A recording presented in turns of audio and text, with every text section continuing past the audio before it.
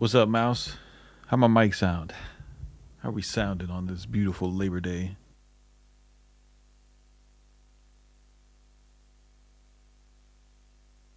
Six was good, bro.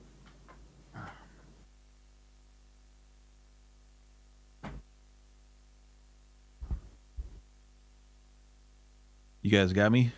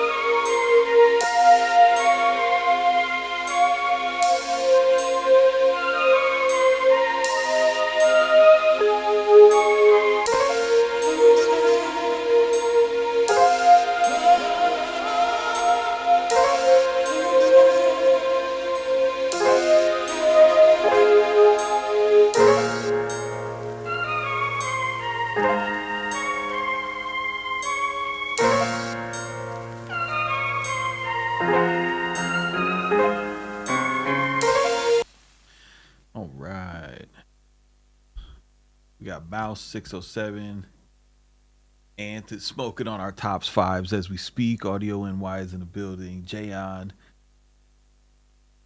Safito, Day After's in the building. What's up, Day After? Ryan's here. Money Mike's is here. Yo, y'all send Money Mike some positive vibes or some prayers, whatever type of haberdashery and superstition you subscribe to. Loner Boy's here. What's up, guys? Want to we're gonna jump in and I'm gonna show you some of this stuff that I've been looking at on Certified Lover Boy. Certified Lover Boy is like, regardless of what you think about Drake, I don't have like the highest opinion of of Drake as a musician or as an MC, or like, he's not like the voice of my generation or anything like that. He's got two albums that I like, but this Certified Lover Boy is from like a beat making perspective, right?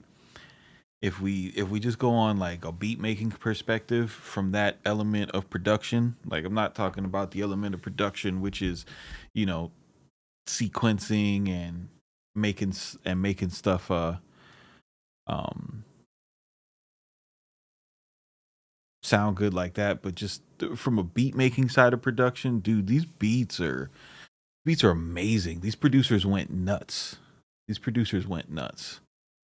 Um I seen something funny this week. I seen every time Jay-Z raps, somebody tweets a guru and they're like, "Yo, what was the chain that you used on Jay-Z? He sounded just like Jay-Z always sounds. How did you do it, guru?"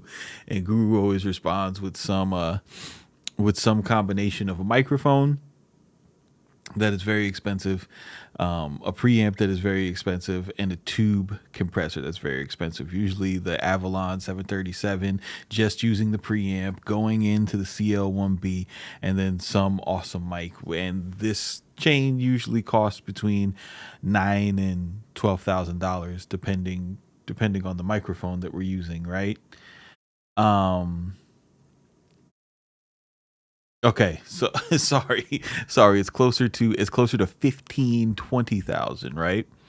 Um, which is which is hilarious to me because um um Guru is one of those block of engineers that is always like, no guys, Don't lie to the kids. Don't tell them that you need gear. All you need is your stock plugins. All you need is your stock plugins and some skills, and you can do it. You could do it.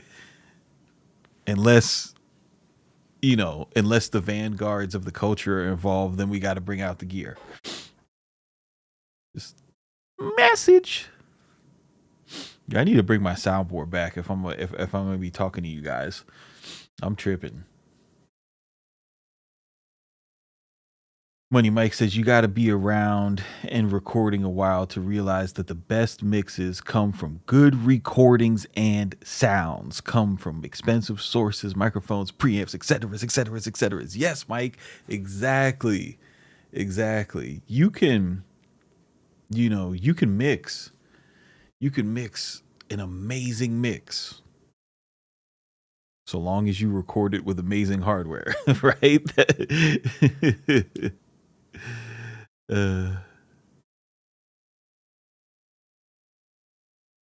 Ryan Joseph said, not gonna lie, I saw that as cap.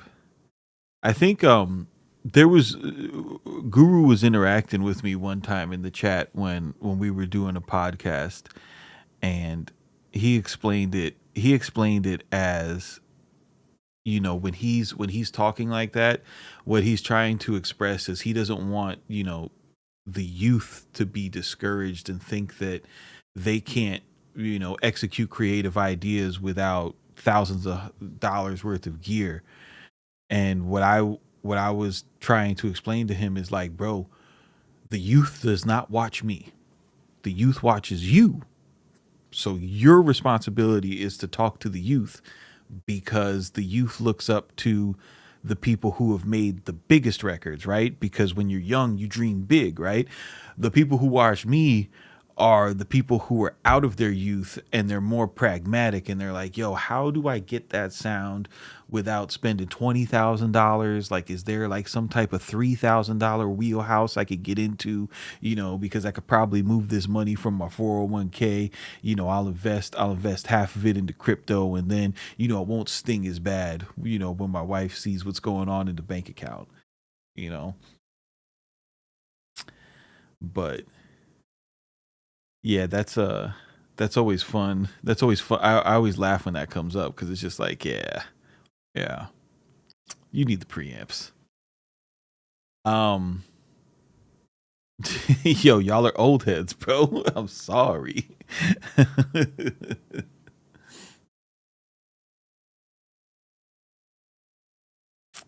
But yo, shout out to I Am Site for dropping by the Discord to contribute. I want to continue that discussion. Want to kind of just put this idea to bed. He was expressing how he disagreed with what I was saying, that it's impossible to judge an album in one listen. He was kind of offended. He's like, I don't know how you could talk to people who make music like that. And it's crazy because, like, I make music too. I don't just make troll posts. And I think one of the things that has always benefited me throughout my life is that I don't take myself too seriously, right? So a lot of people who make music, they take themselves real seriously, and they put themselves in the same brackets, as people who are like releasing major music, doing big business, making hit records, so on and so forth.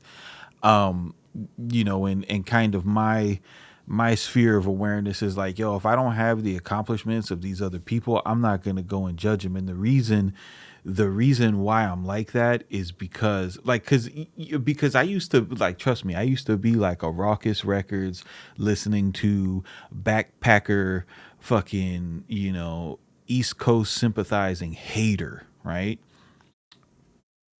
But then I got a car and I put subwoofers in it, and I started going out on dates with chicks, and I understood the power of bass, right? And vibes, you know.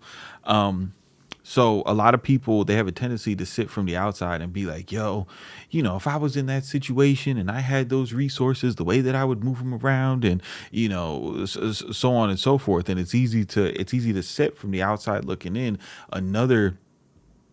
Another bunch of situations that I had gotten into just like working with people locally was I would think like when I was on like my rapper vibe is I would think that I was so much better than all these, you know, different local MCs. But then, you know, I challenged myself to actually work with them in person and see their process and see how, and like, bro, once you see somebody work and, you know, you might think that like your verse is better or something, but you get the understanding that when somebody makes a song, they have the same fucking feeling that you do, right? Like that awesome feeling where you feel like you're the Tom Hanks meme where he created fire. Like everybody feels like that, even the people that you think are whack, you know, like they're it's you know, so um you know, not to get too goofy about it, but like on a spiritual level, everybody's going through the same thing, right?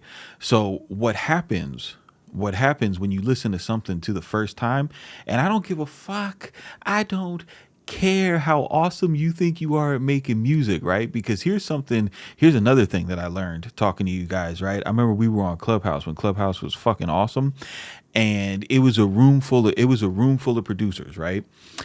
And I asked everyone a question, you know, because the conversation was getting stale, and I asked everybody a question. I was like, all right, let's do this. Let's go around the room, and everybody tell me one bad song that you love, right? Tell me one bad song that you love, and we'll start at the top of the room. And there was like 25, 30 people in this room, and as we were going through, everybody was like, come back to me, come back to me, come back to me. We went through like 8 people, and I started to notice something. I was like, yo, how come nobody's got an answer? And I forgot who it was, but somebody piped up and they're like, listen, I know what good music sounds like, and I don't listen to bad music.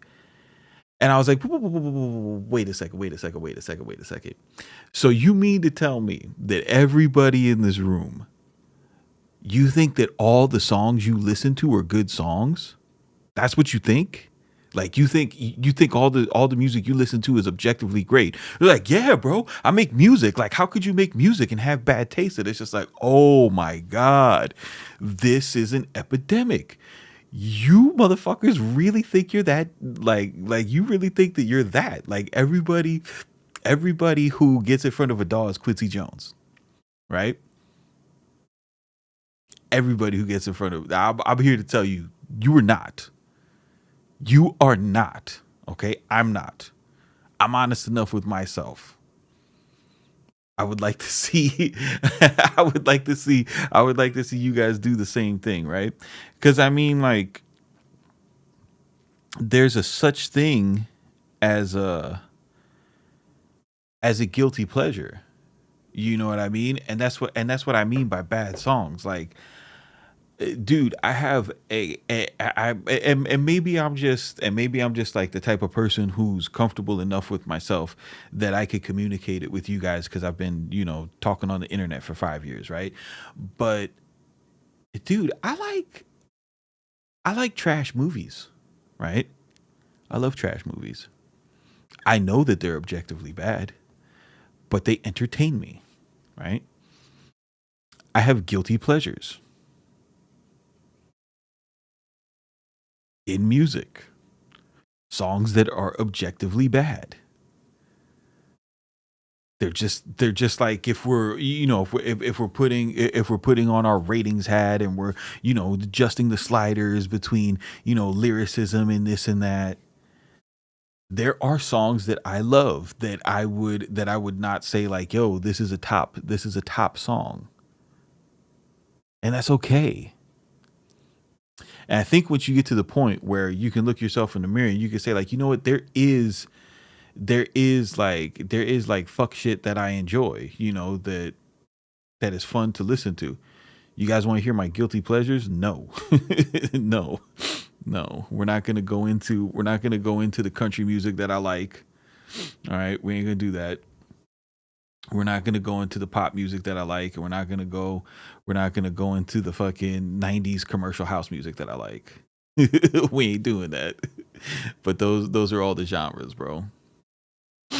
The um the point is that when you approach when you listen to something for the first time, right? And I don't and I don't care who you are. I don't care who you are. Okay, how objective, because none of you fuckers are objective with your listens, and you can't admit it, because here's the thing about the time that we're in. Here's the thing about the time that we're in, right? Nobody is man enough to be wrong on the internet. None of you can do it. You can't handle it. You can't fucking handle it. You can't handle saying that in the presence of new information, I have changed my mind. I was wrong. Nobody, you're not capable of it. You're not capable of it. Everybody has to be right. Everybody has to be first, right? So you got to be first. So everybody has to be first, and they have to be right. CMP be cleaning this crib, listening to freestyle music. You guys know how Tio Tito gets down. You know how Tio Tito gets down, bro. Come on now. In a dream, my love. Come on, man. Don't make me go to the guilty pleasure playlist. CMP has been to a Blue Man Group concert at the shows. 607. Don't lie on me. Elite on the Beat says you can't be wrong on a topic like music. That's all subjective. Yes and no. Yes and no. You can be wrong. You can definitely be wrong. There's objectively bad music. There's objectively bad art. There's objectively great art. Some people have great taste and some people have bad taste. There's amazing curators and there's shit curators. It's a thing. But the point is what I'm getting at for you guys, and the reason why I'm coming back on another week, to anybody who will listen to me, anybody who will give this a try, bro. These first of all, anybody, like, I don't care who you are, if we're friends or not. If you tell me that you listen to something once and that you have developed a concrete opinion, I don't respect it. It's lazy and it's disrespectful as a creator. Respectfully, it's lazy and disrespectful. Just keep that to yourself. I don't want to talk about it. Whoever you are, because it's a lot of shit. It's a lot of shit on my timeline. It's not just people in the Discord, right? I'm not singling nobody out, but like on my timeline, it's just fucking idiots that want to be first, telling me like, oh, I used to have a music blog and I wrote 500-word reviews of albums and I could tell if something's bad on the first time. Like, bitch, no, you can't. Like, you're taking like you're not having any type of thought or appreciation for what cell phones have done to our brains. You're just throwing that out the window and saying, nah, I'm better than that, bro. It don't affect me. Like, I can't have a serious discussion with anybody that fucking delusional. You're not that special. So it says everything is a classic stop. So in the spirit of that, Brendan Smith says I'm a respected Yelp reviewer. In the spirit of that, right? Well, before I get there, have you guys demoed Golfos yet? The EQ.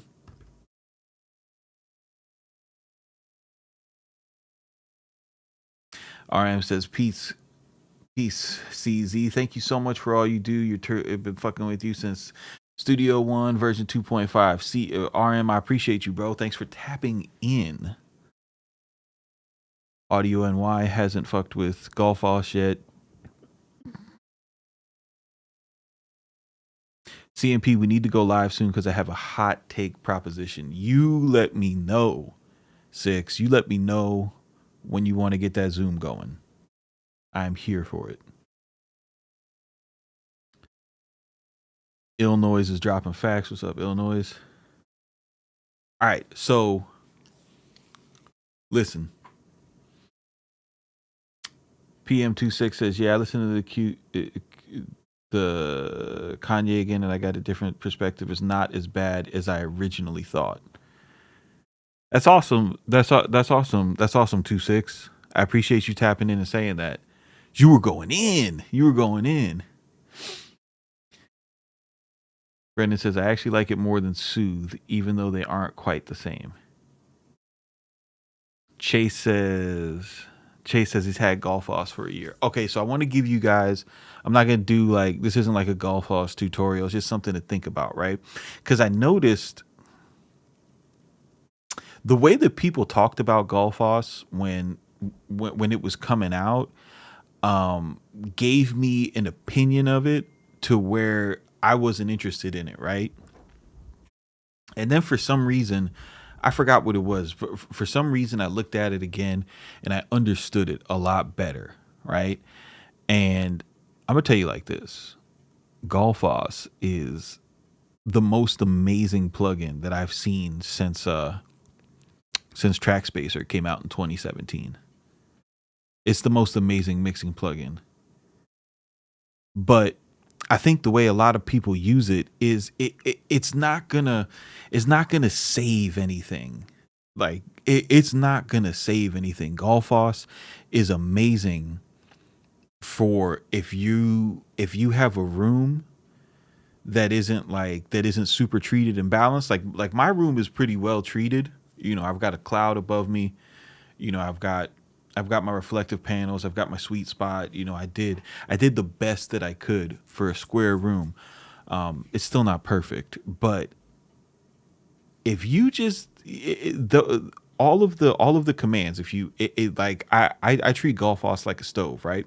So I cook for real, and my philosophy when I'm on my stove is that medium is high, right? If you go above medium, chances are you're going to mess something up.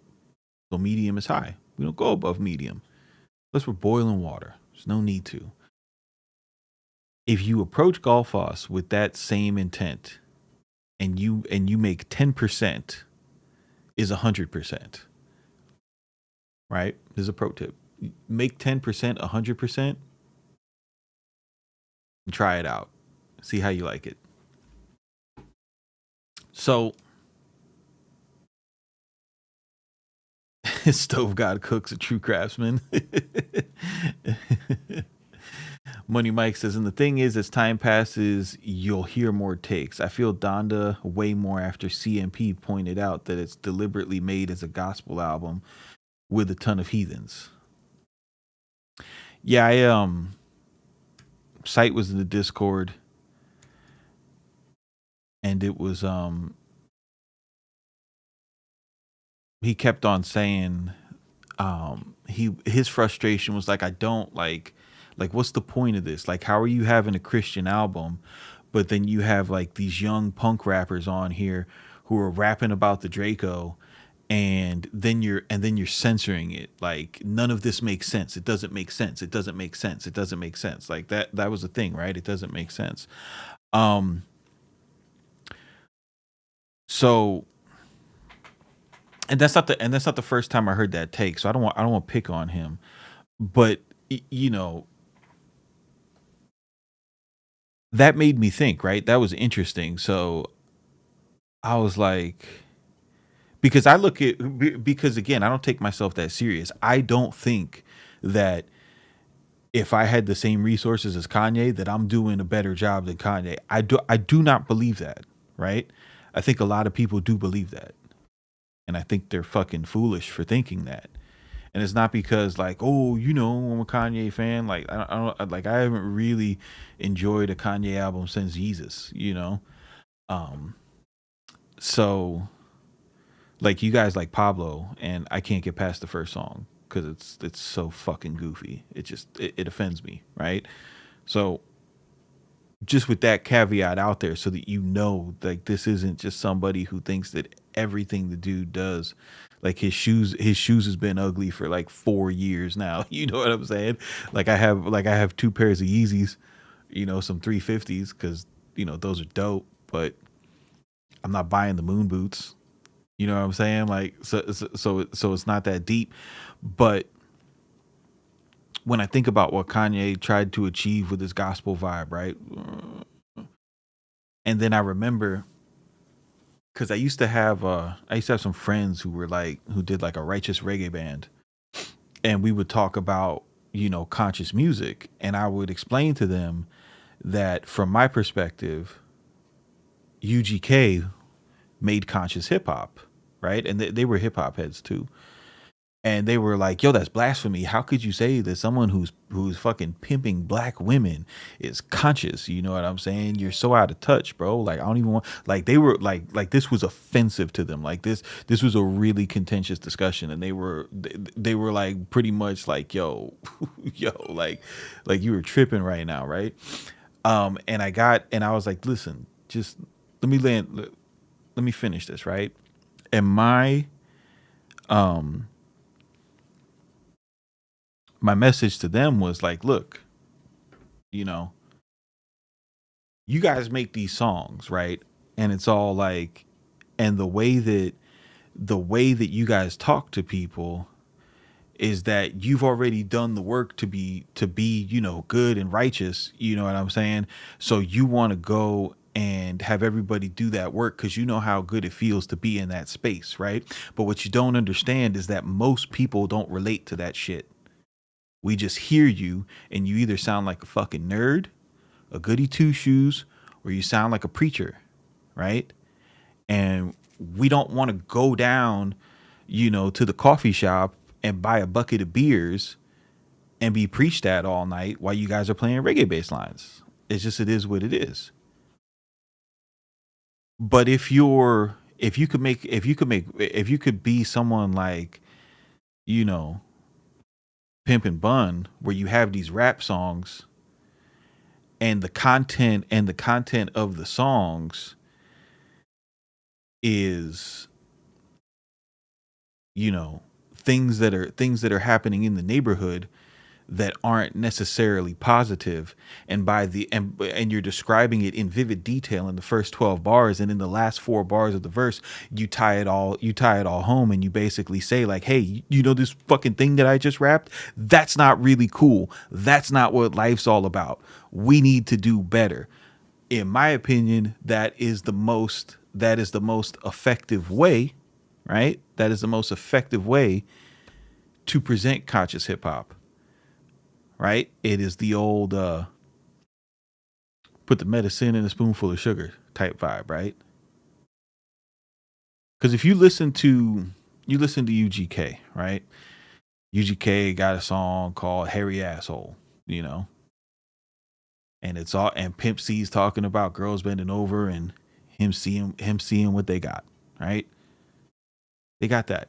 But they also made One Day, right?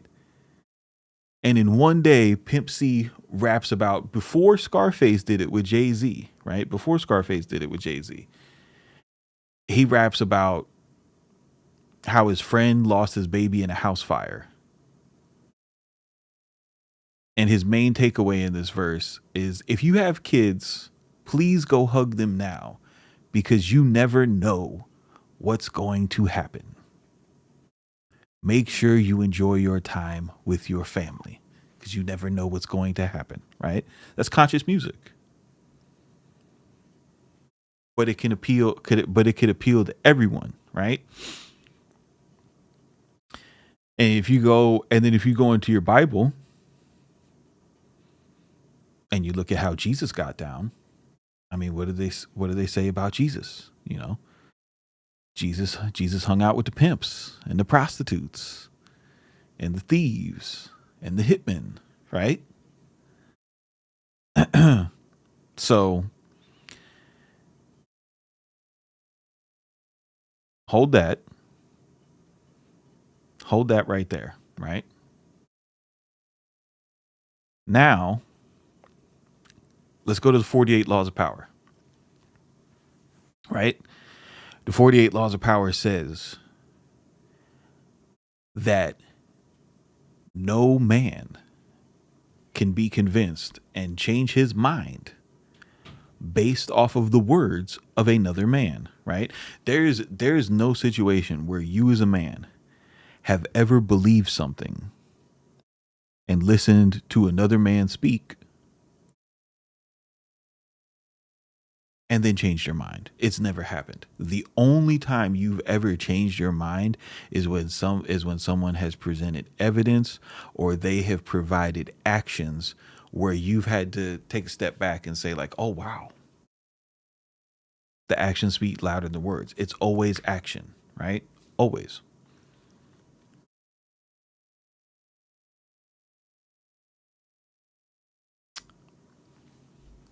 So say I'm Kanye West and I really believe in this whole,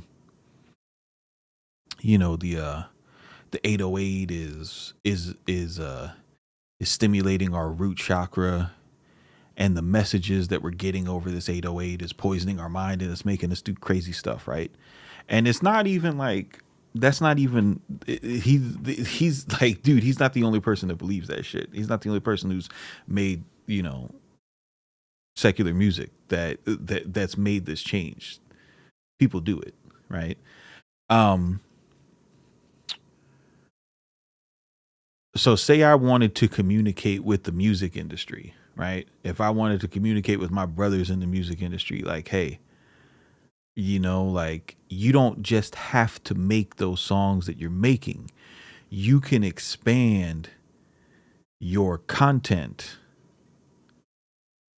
You could expand your content and you could expand your messaging, and this can really be your playground because all of you guys are huge. And I'm not going to tell you to do it on yours. You know what? I'm going to provide the opportunity for you to give it a try, and let's see how it goes. Let's see if we put this out and they say, this is my best album since my last best album, right? And I believe that's what I believe that's what the intention was, and I believe that's what was happening there, right? You got dude who's sitting around fancying himself as some type of musical prophet, transposing himself on, the most famous prophet, at least in American history, Jesus, okay? Saying like, how did he get down? He hung out with all the thugs, so let me go hang out with all the thugs. That's why it's not confusing. But you can never get to that point, right? You can never get to that point if you just sit in your confusion and dismiss it. You just say, I don't get it. And you know what? Since I don't get it is bad, right? So let's go to the other stuff that I'm not really too excited about, right? Because when Certified Lover Boy came out, I was definitely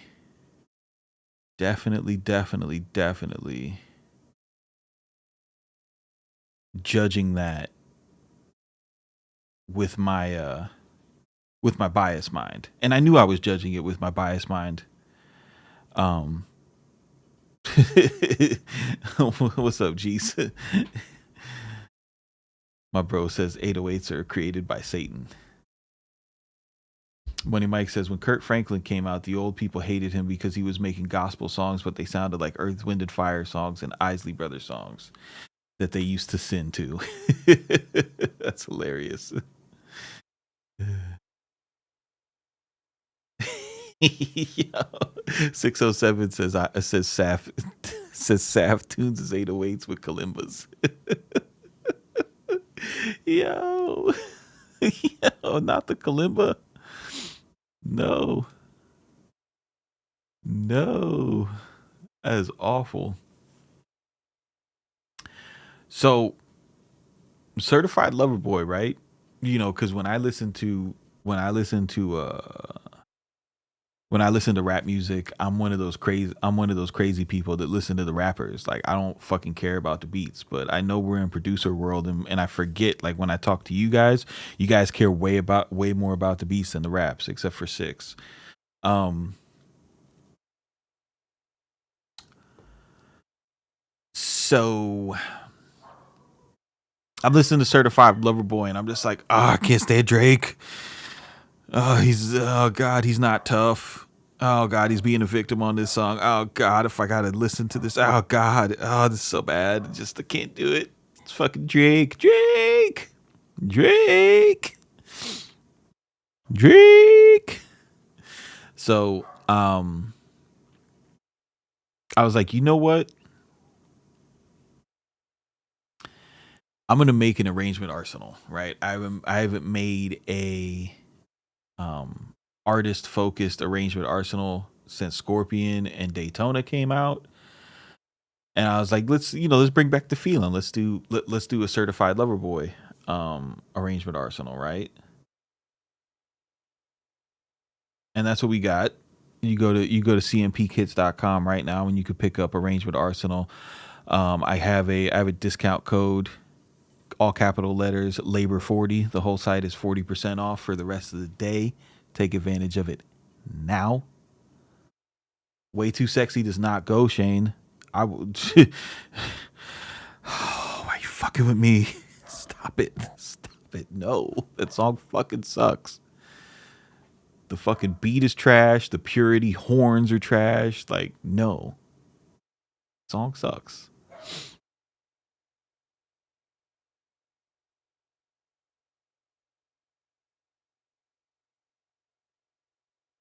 Oh, why are you fucking with me, Shane? Look at what you started. Man, I was getting ready to drop jewels. Shane got to come in here and trigger me. Oh my god.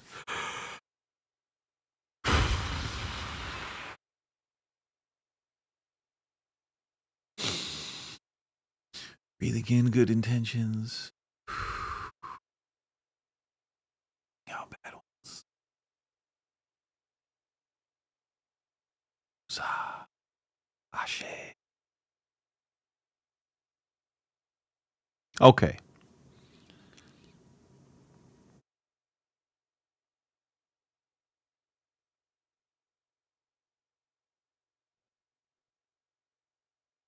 Um Yo, stop talking about that song in my chat, man. God damn it. Ah. Dude, that song makes my blood hot. It's such a bad song. You don't. Oh, there's so much. All right, look. So the video's dope. The video's dope. The Boys to Men water runs dry callback was elite.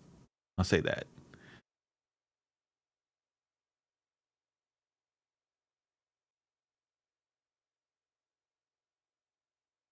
Yo, y'all gotta stop talking about that song. I'm trying to focus. What was I doing? Okay, so boom. So Too Sexy is actually where I turned the album off for the first time. I was just like, no, this is egregious. This is bullshit. Not doing this. I left it there. So I was like, all right, let me come back. Let me Yo, what's up with these dogs though?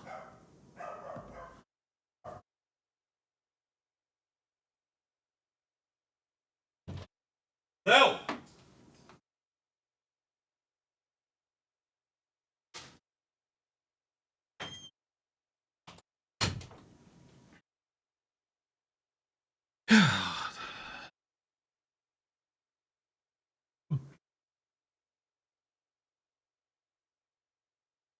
All right, so I wanted to listen to it a different way. I wanted to experience it a different way.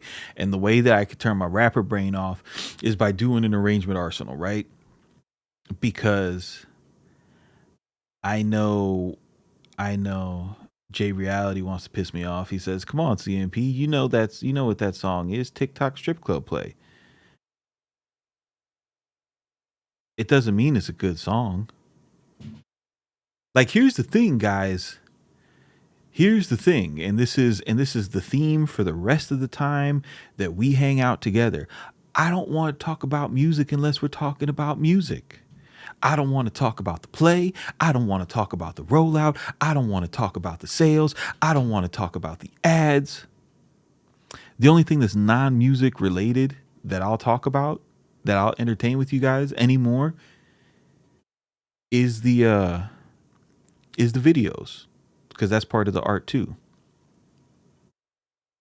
I only want to talk about the artistic side of it.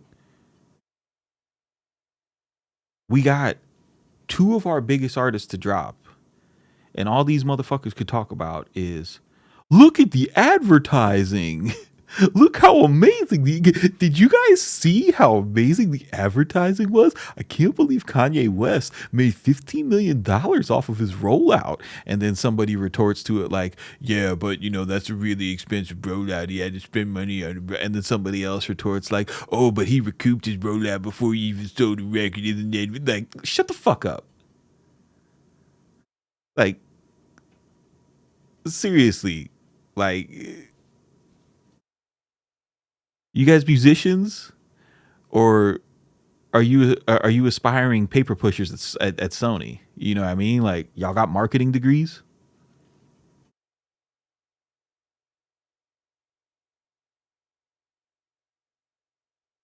Oh my god. Drake's cover is amazing. They're gonna change it and meme it, and it's gonna be everywhere. It's so amazing how he did his cover because it leaves the door open for so many memes. Like that. Like that's what we're doing. We're talking about rappers in the context of how they left the door open for us to meme their fucking albums. Like,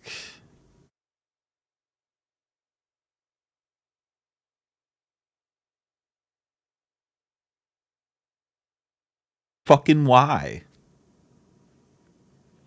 And it's not because the music's bad. That's the fucked up part. The music isn't bad. The music isn't bad. The music isn't bad. You people are just hypnotized. But you're too arrogant to admit that you're hypnotized, so you can't break the spell.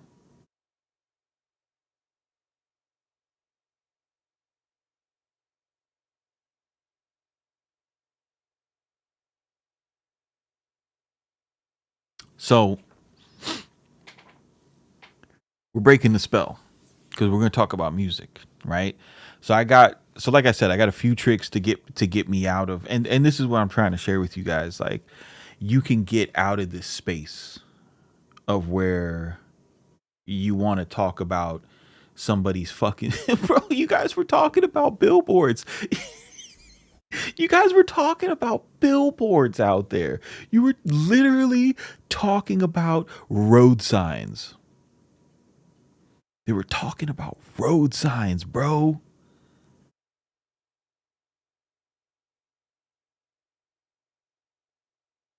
Road signs.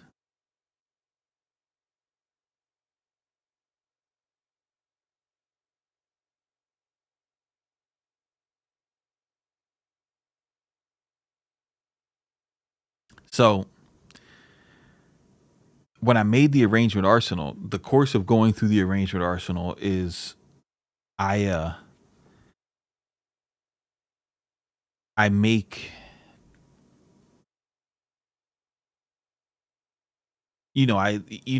I have to listen to the song and listen to the sounds and hear when every sound comes in, and then notate it to let you guys know, like, all right, so for this arrangement, this is when this sound comes in, this is when this sound comes in, this is when this sound gets muted, right?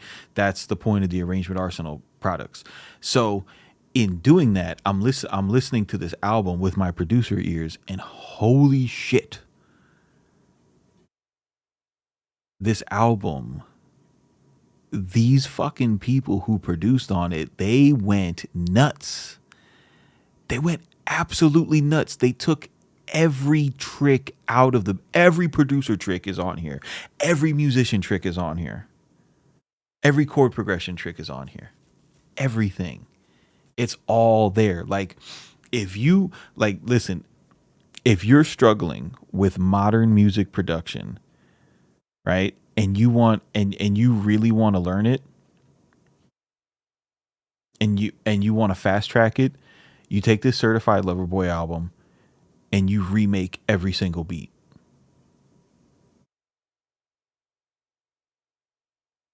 Remake every single beat on that shit. And you're going to be, I don't want to delve into hyperbole, but you will be better as a producer and a beat maker than you were than before you did it.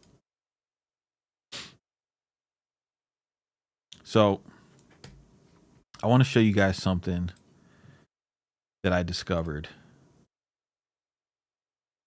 in the Drake and Travis song, right?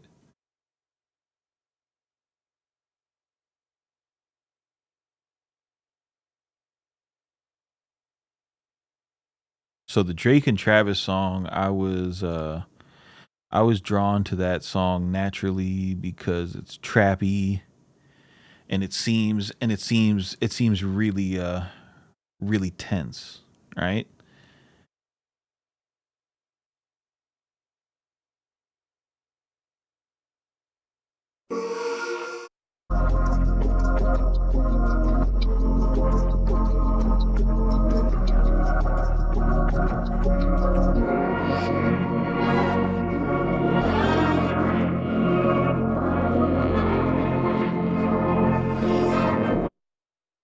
So I think this was,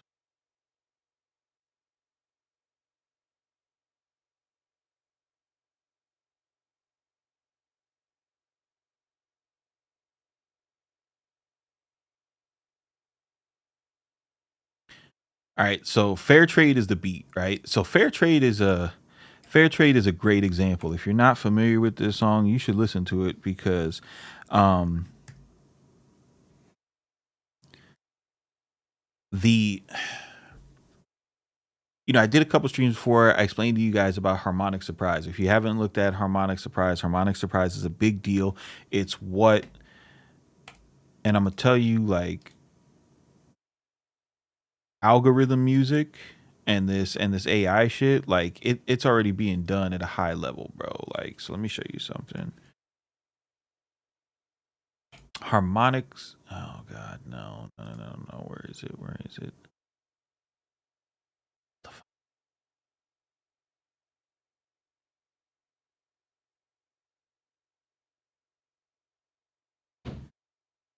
Oh my god, I have to show it to you guys.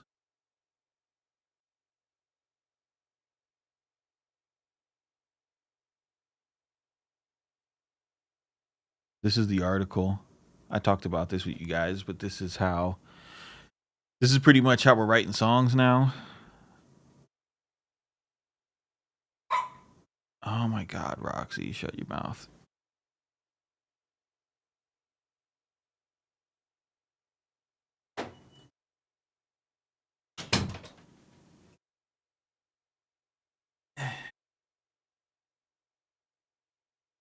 All right, so we've got this guy here.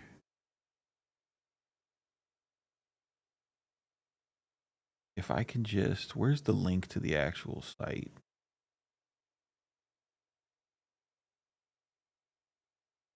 Secret Chord Laboratories. Okay, so go to Secret Chord Laboratories, get invited to this, try to get on the beta. I'm still trying to get on the beta. We can buy neuroscience and machine listening to help artists push their boundaries to forecast performance and all right, so this is like basically this software. What it's worked on is people have analyzed a bunch of songs. They've looked at what the most popular songs. They've correlated that the most popular songs have a lot of changes. Right, that's the long and short of it. So when you go into this Drake album, right, the changes in all these beats is fantastic. Like, they killed that whole aspect of it. But if you listen to Fair Trade, right? Fair Trade is crazy because you've got this sample that it revolves around. The vocal is missing from that part. Then they go into this part that has a pad, right?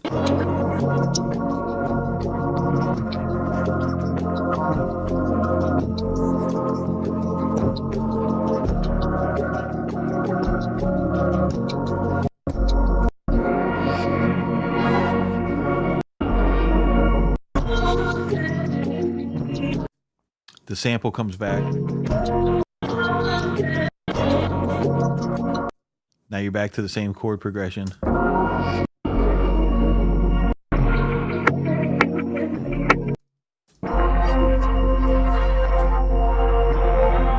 Now this is like where Travis's part is, and the song kind of switches up. So you get this thing where the chords. It sounds like the chord progression is different, but is it really? Next time on Dragon Ball Z, we'll find out.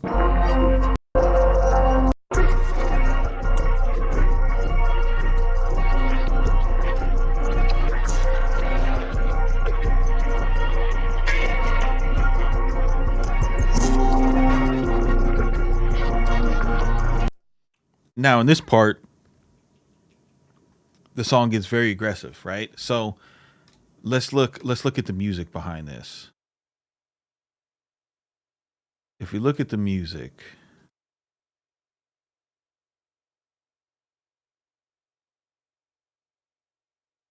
let's get, you do all Spectrasonics, go to human voices. Let me see something.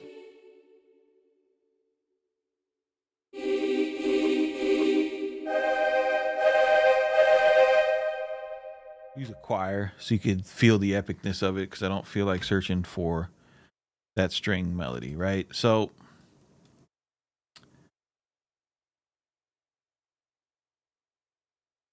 the chord progression for this song, it's a 1-7-6, right? It's Drake, so it's a walk down naturally. Key is an F sharp. The key does not matter though. And I think this is where a lot of people are messing up their music theory learning, right? You guys the key does not matter, right? If all the hit songs are in E minor and you make a song in E minor, that's not going to be enough. It's good, but it's not enough, right? So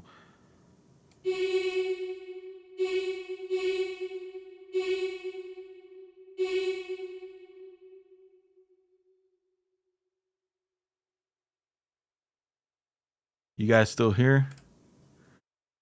Did I lose my intranet? I hope I didn't lose my internet. Oh, y'all still here. Okay, bet. So it goes 1-7-7-6. That's the walk down. Watch.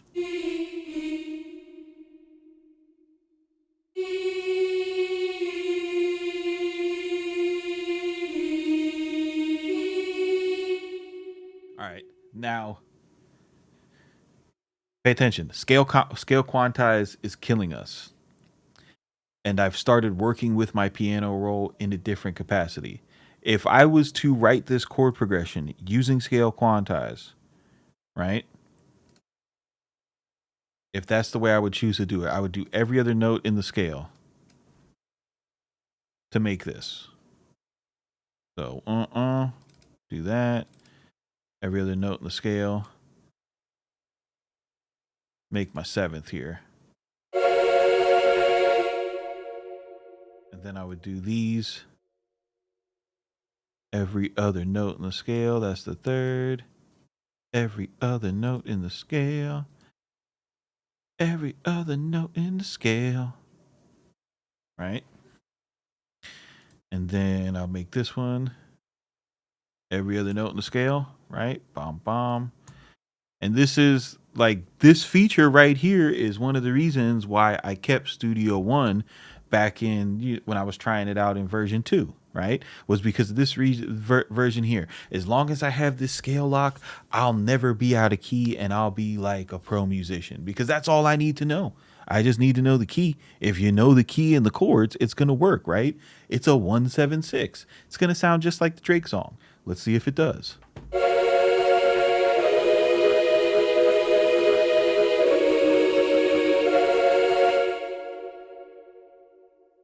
Okay. Sounds okay. Doesn't sound like the Drake song.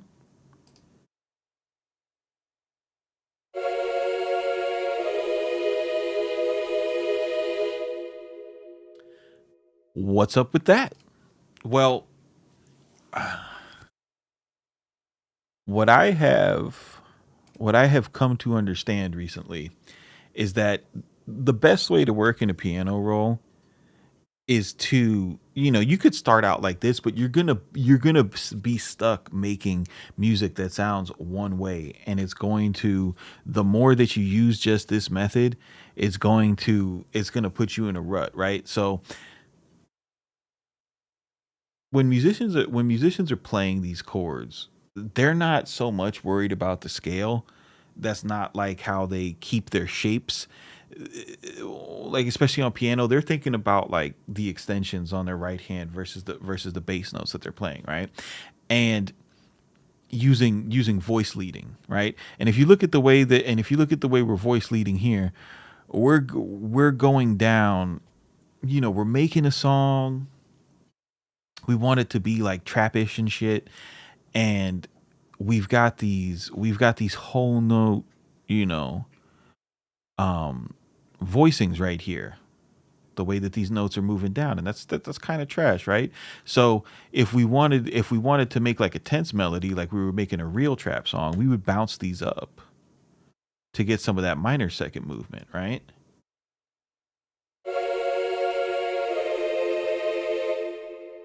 Sounds a lot better, right?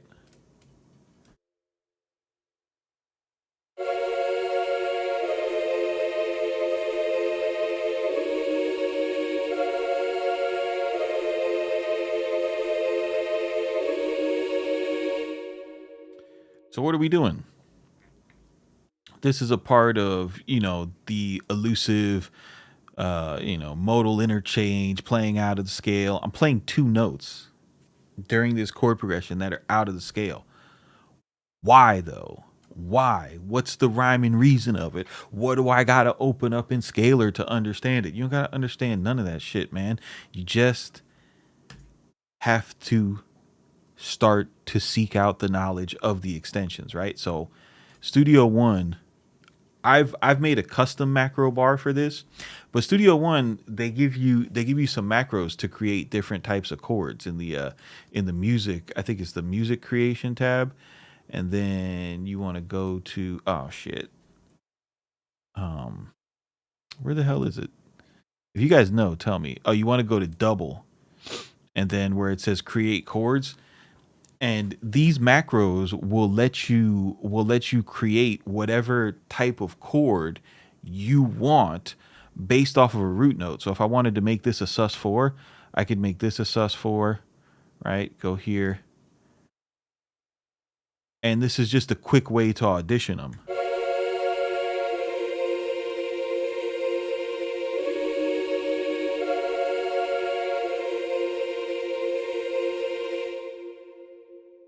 And just based off of that, this C isn't in the scale. Now remember that this C isn't in the scale, but it works.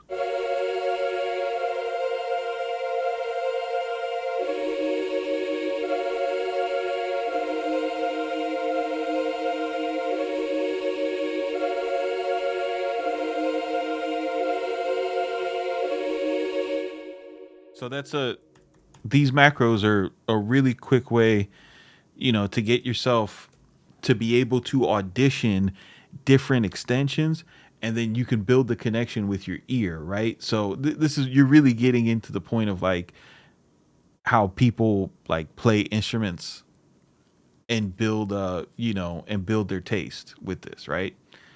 So low spot Frank says the voice movement of the chords is more important than the key. He gets it, right? So this is the pro tip.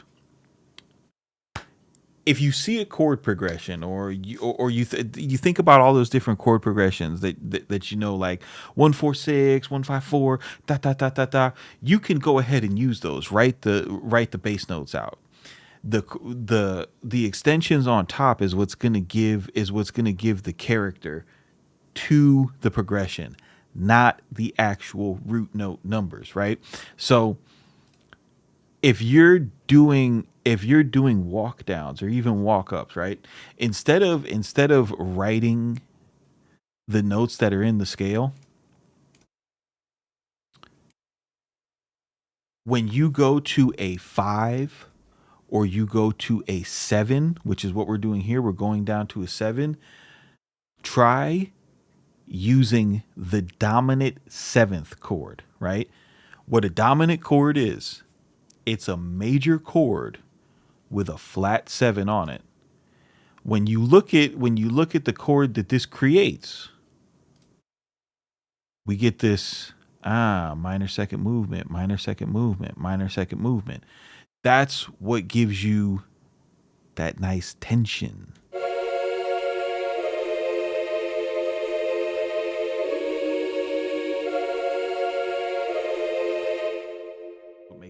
That's what makes it sound ethereal and vibey.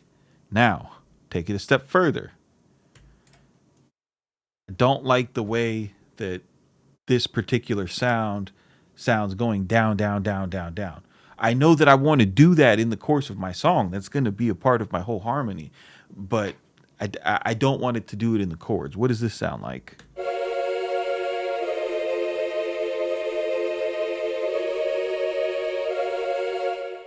Okay, that sounds cool. That sounds tighter. Um, so then,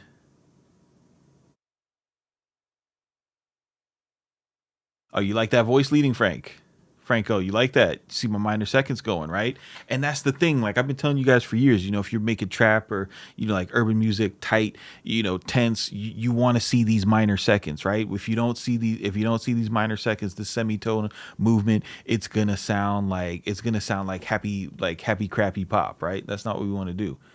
So what you're doing with your piano roll is you're auditioning the different extensions to see, like I already know, like I have this burned in my head now, right? So when I see it on the piano roll, I'm just always going to remember it because that's like I remember pictures. Okay.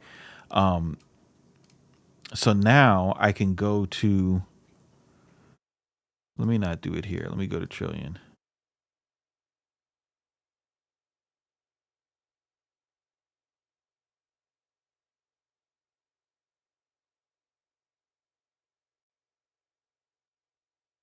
Yes, Ryan, exactly.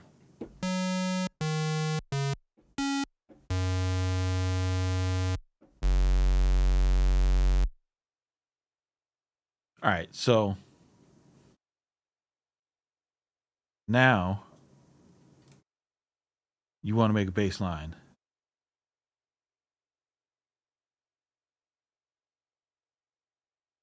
So remember how I took that root note and I inverted it and it's up here?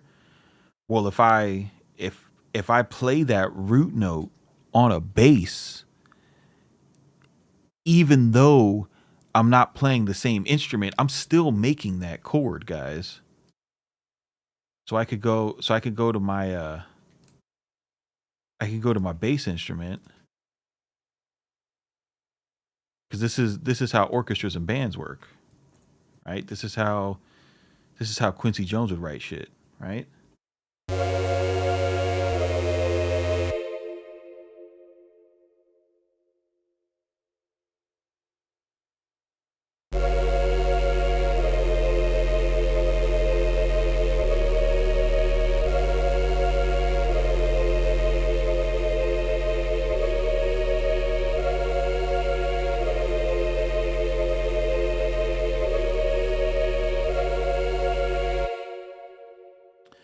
So now, you've got the basis of a really good track right here.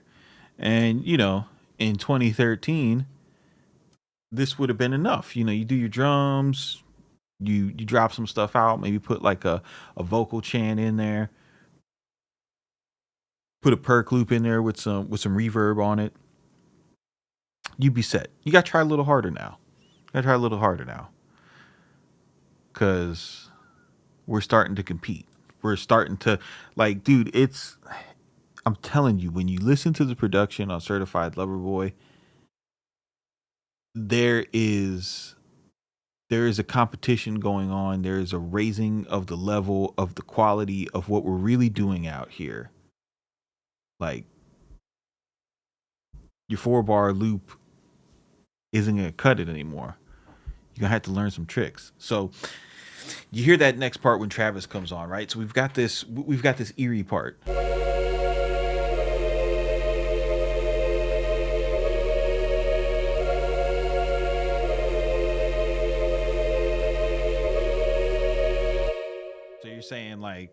You're saying, okay, I want to do a trap part, switch the artist. I'm probably going to need to take out scalar and go on the circle of fifths and figure out how to get to another key, because I'm going to have to switch up the key because I'm in the major key, right? I'm using a major chord here. I've only got one minor chord. If I want to do trap, it's got to be minor. How am I going to fix this, right? So check this out. We're going to leave the bass line for now. We're going to copy this over, right?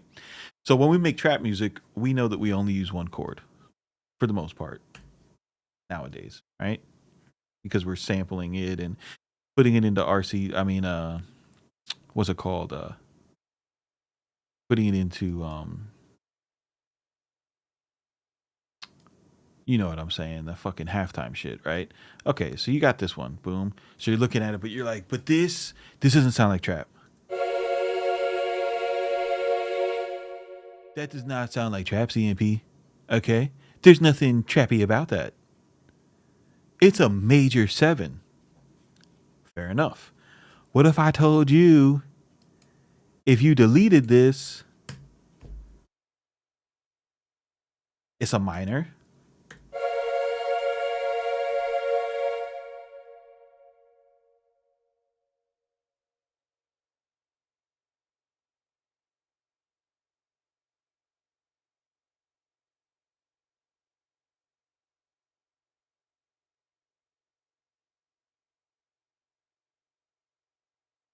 What if I told you it's a minor?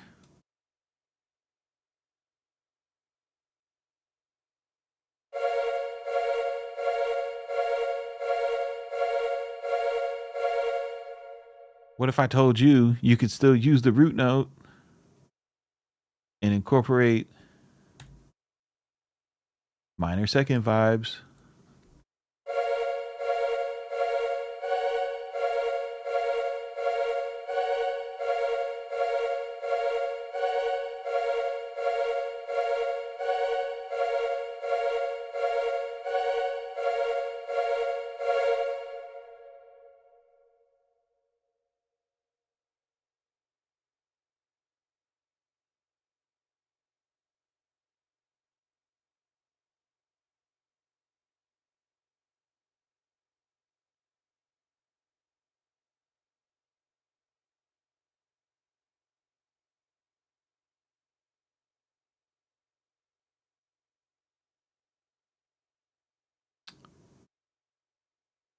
Are you still with me? Are we here?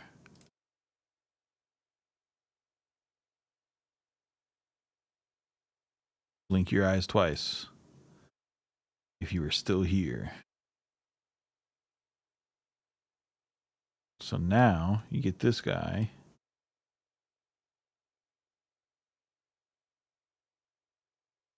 You get your 808 going.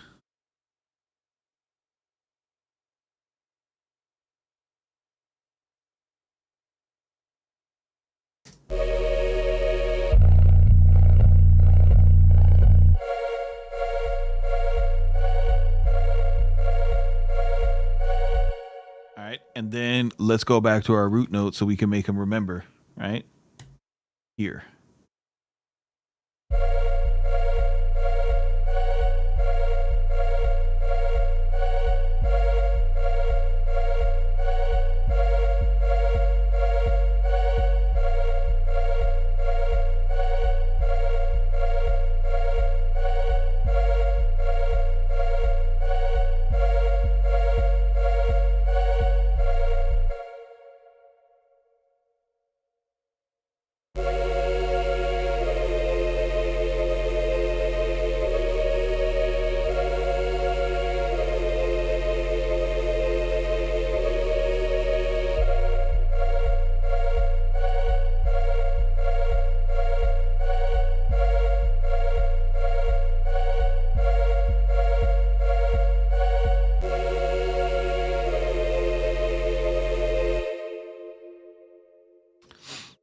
So, say you had that part, right?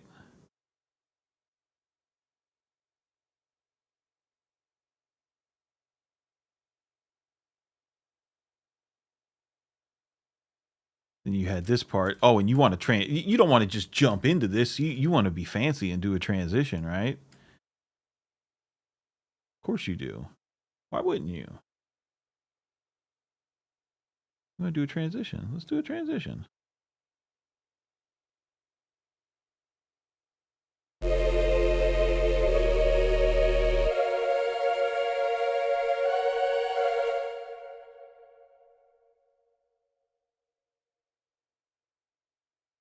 Right? Because you got harmonic surprise going on here, but you also got rhythmic surprise.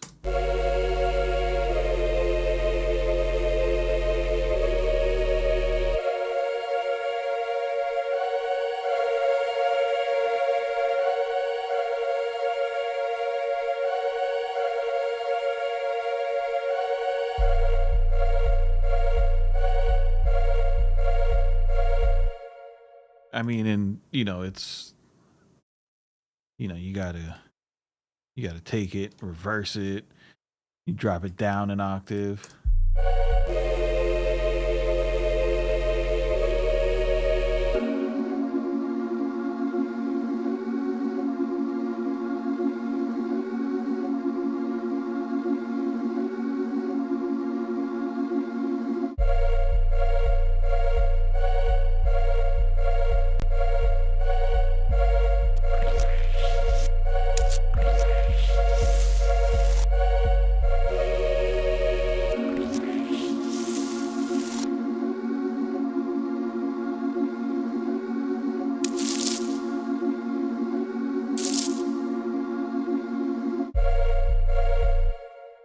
You know, you see how far down the rabbit hole you could go. My point in saying in showing you guys this is that you don't need six people. Like, six people working on the record isn't how this stuff is getting done, right? It's by having the knowledge of how to connect everything.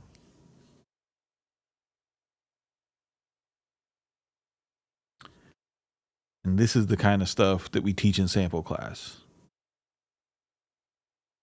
We do this.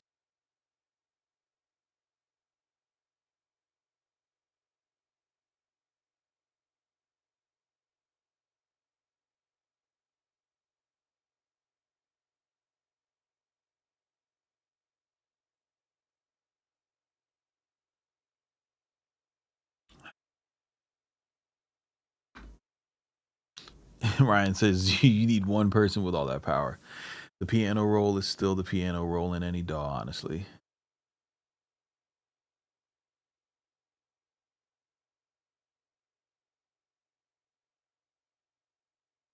And Antitrust says that's not what Forever Rolling said.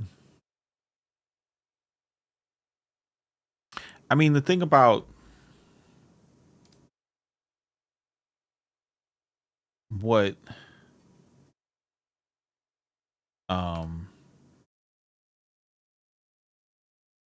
what Roshi is saying is right. It's just like the piano roll's the piano roll, dude. Like, y'all got to stop looking at stuff and thinking that you need somebody to, hold your hand and show it to you in another DAW, right? Like, we go here, we make this a plugin. Like, you don't need me to show you how to load Omnisphere.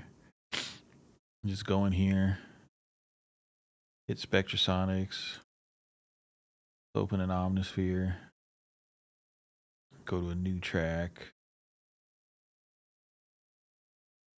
We want to do a new plugin program, EST, and we'll go to Spectrasonics, and we'll go to Trillion, right? Go back to track one. Take this guy.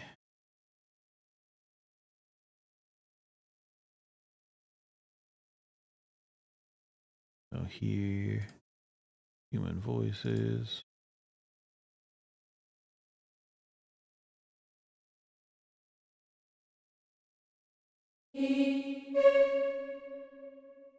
So what I would say is, since there's not like, since you don't have like the scale quantized thing, is you could start on C, so you're dealing with white keys,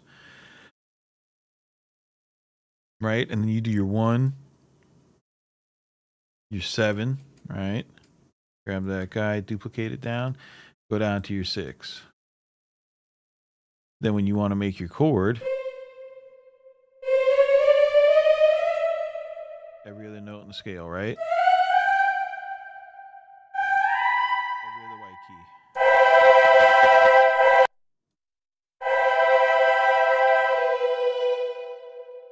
Right? Every other white key. Every other white key.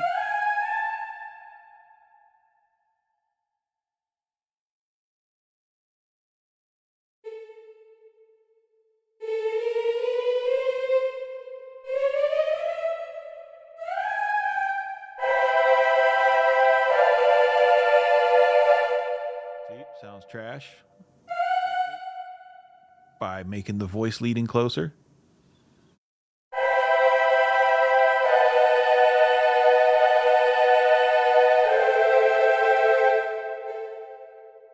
Lift that up.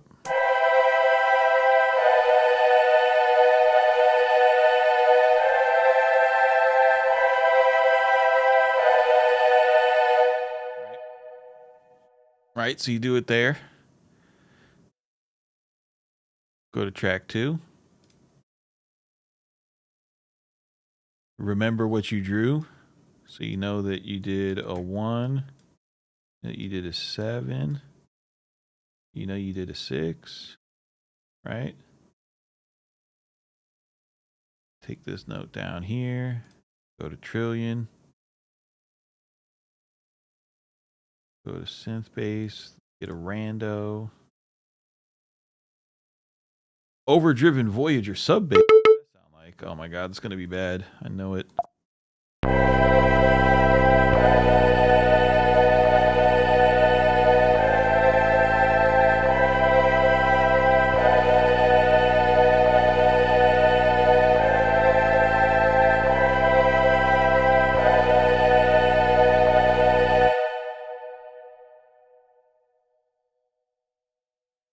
It's the same shit. What you want to take away from it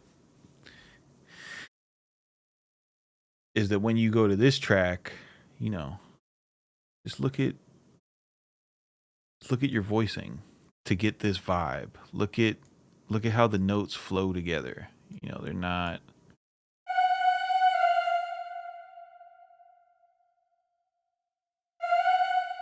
They're nice little steps. We're stepping. It's not a whole bunch of leaps in your progression.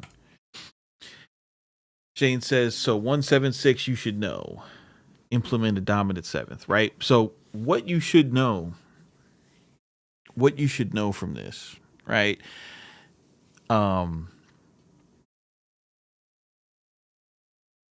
Especially you guys who have been following me, right? So you should know that, the numbers make the chords, right? But you should be auditioning dominant 5s, or you should be auditioning dominant 7s and dominant 5 and dominant 7s when you're using the 5 and the 7 chord on your walk downs. For example, let me show you here. Let's look at, let me take this bass track and mute it real quick. Go back here to 1. All right, so let's go down to the 5 note in the scale. We'll go to the 6, 7, 6, 5. And then we'll do every other note in the scale. All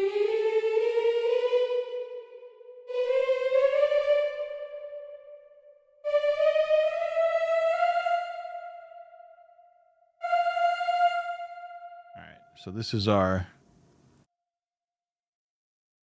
guy here.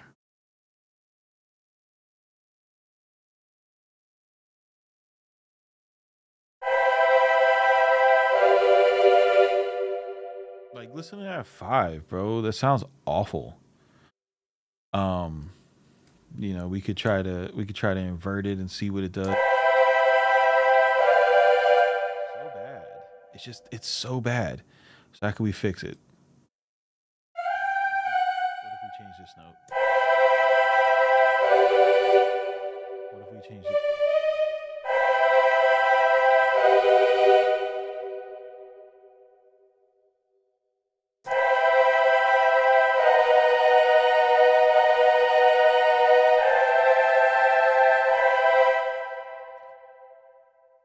You see, I don't even know what I'm doing there right now. I just know from like from a concept of voice leading, right? It's not even important to know the name, but I just knew like, yo, that sounded bad. Let me move some of these notes around so that they make more sense connecting to one another, right?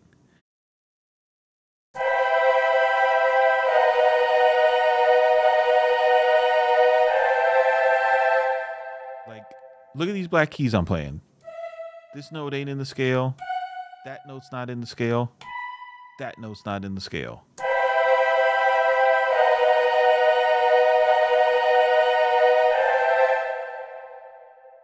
Of course, it's going to sound better though if you just take the seven and use the dominant, right? That's what's going to make the most sense.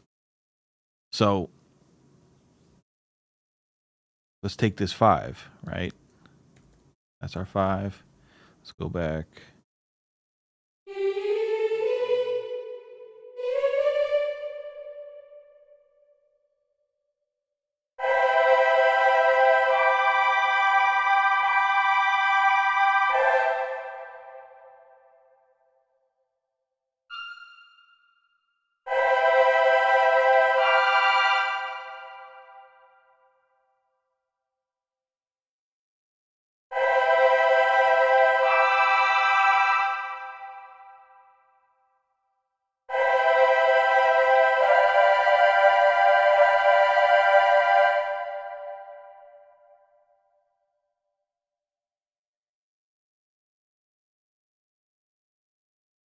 Piece of the Tribe and CMP. I'm about to chop some of these Frank Dukes track lip joints. So you guys see like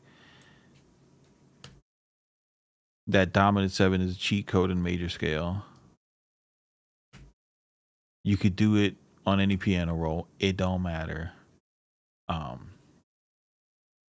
but the point is to like when you discover these relationships like the ones that I like the one I just discovered with the major one down to the dominant seven down to the six and then being able to remove the root note from a major seven to reveal a minor chord, right?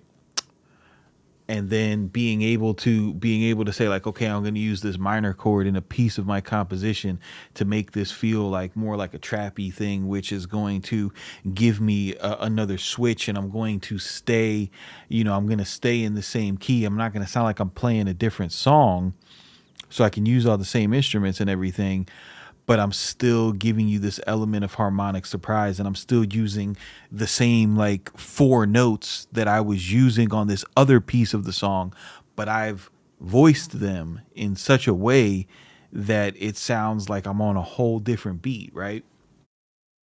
And that's what was amazing about the Certified Lover Boy album. When you listen to it, the way that they employ the harmonic surprise concept and the way that they switch things up, there's a couple times where it just goes into a completely different beat, but most of the time they stay away from doing stuff like that. Most of the time, the changes are so subtle that you don't you don't realize how much musical knowledge and know-how is being flexed when they put this stuff together. And I was really impressed by that. So, hope you guys learned something today. Manu says it's crazy how many FL users do voice leading naturally but don't know the concept. Well, yeah, because FL Studio is all about vocabulary, right? That's the way that most of the FL guys build their chords is because um, that's just how the environment like led them to create. But anyway, guys, I hope you guys took something away from this.